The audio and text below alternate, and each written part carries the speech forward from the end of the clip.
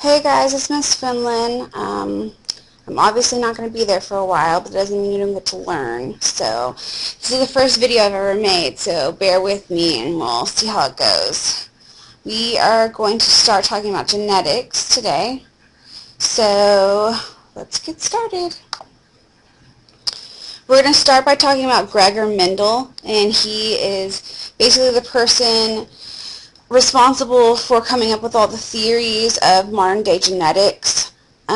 He was a monk, and he basically had a lot of time to spend with pea plants, and he did a lot of cross-pollination on his own, and he used scientific method to come up with different generations of plants and test them and see what type of offspring they were going to have. He collected the data, counted them, and then basically started making analysis based off of his data.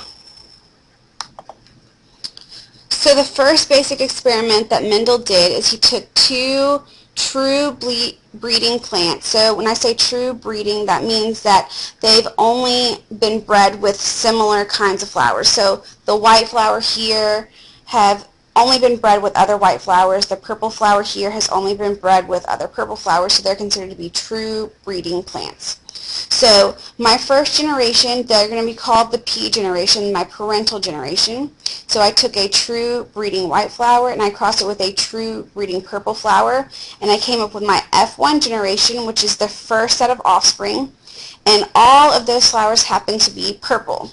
And if Mendel would have stopped right there, he wouldn't have learned anything. He just would have discovered that purple is dominant over white, which is true, but that doesn't tell you the whole story. So what he did is he took this first generation of offspring and he self-pollinated them, crossing them, making them have offspring with each other, and he formed what was called the F2 generation, the second set of offspring. So when Mendel crossed these plants, he looked at more than just flower color. He looked at the seeds, the shape of the seeds, the seed color, the types of flowers they had. He looked at 7 different traits, but he's most famous for the experiments he did with the flower color and the seed color and shape.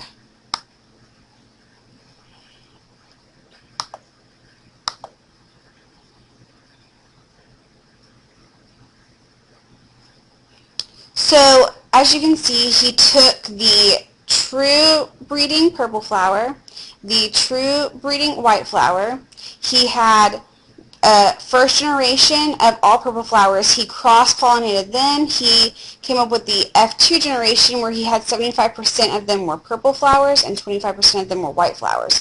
So what he saw is that even though there was no white flowers in this first generation of offspring, the white flower gene showed back up later. So it was almost as if it was skipping a generation. And so he had a ratio of 3:1 purple flowers to white flowers in the F2 generation. So what these findings said is basically if I take 2 homologous chromosomes, so remember we have one chromosome that comes from your mother and one chromosome that comes from your father, and they're homologous, and they have genes placed on the chromosomes in the same spot. So these genes on these two both code for the color of the flower.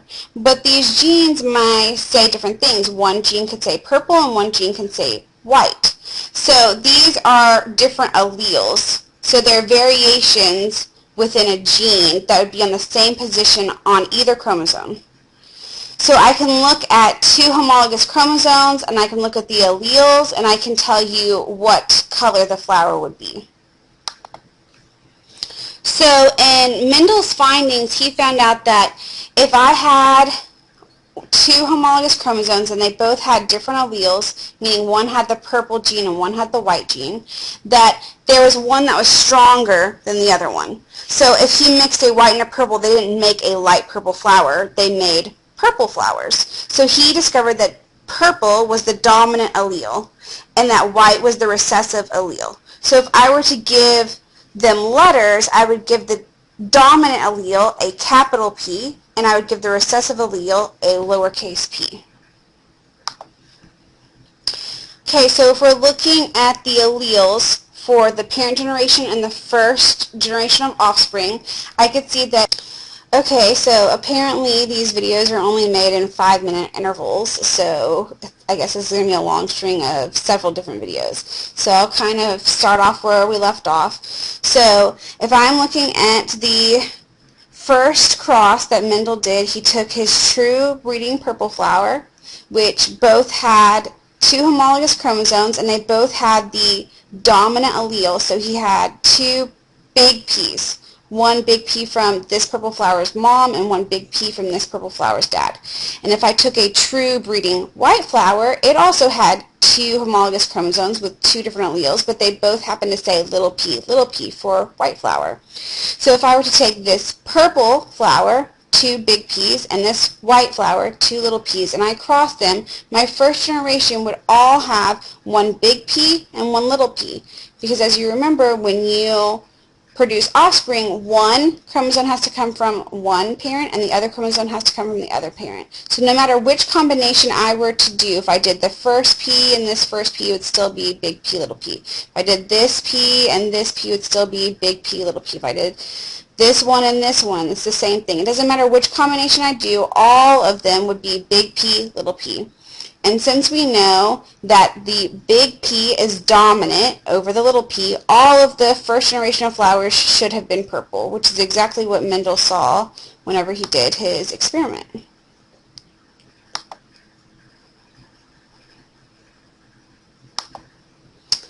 Okay, so there's a couple of words that you're going to need to become familiar with. So phenotype and genotype are 2 very, very, very important words, and it's easy to confuse them. So you have to know that phenotype is the word you use when you're trying to describe an organism's physical characteristics. Okay, so if I were to look at this flower, I would say that its phenotype is purple, and this flower's phenotype is white, and this flower's phenotype is purple.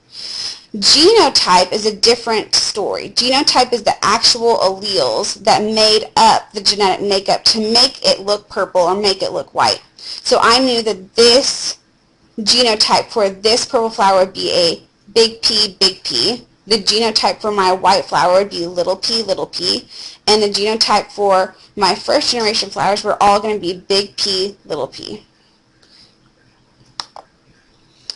So here's another look just using those words that we just learned. So I can say I can take a purple flower and cross it with a white flower if I was just talking about phenotypes, or I could say I took a flower that had big P, and crossed it with a little p, and that's what I would say if I was talking about a genotype. So I would have my first generation, and I could say that the phenotype is all purple, or I could say that the genotype would all be big P, little p.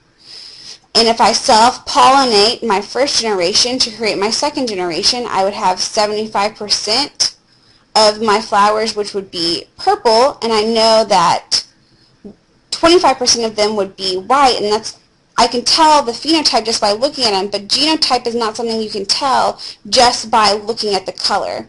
Sometimes it gets more complicated, so I could have had a big P, or a big P, little p for these purple flowers down here. I'm not sure which one it is until I do a Punnett square.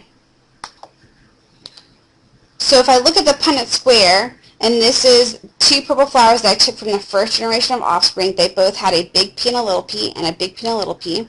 I'll put my male's 2 chromosomes on the top, so he could have given a big P, he could have given a little p. The mom also could have given a big P, and she could have given a little p.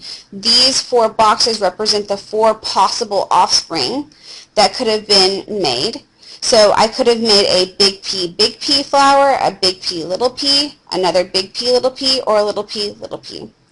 All of these ones that have a big P are automatically going to show up as purple. So that makes my 75% purple flowers and only 25% white flowers. So my ratio for phenotype would be a 3-to-1 ratio. But if I was talking about the ratio for genotype, that's a completely different story, because I have 25% of them which have 2 dominant alleles, 50% of them have a dominant and recessive allele, these 2, and 25% of them have 2 recessive alleles. So my ratio for genotype would be 1-to-2-to-1. So you can have different ratios for genotype and phenotype, and it's very important to pay attention to it. Also, when you're doing ratios,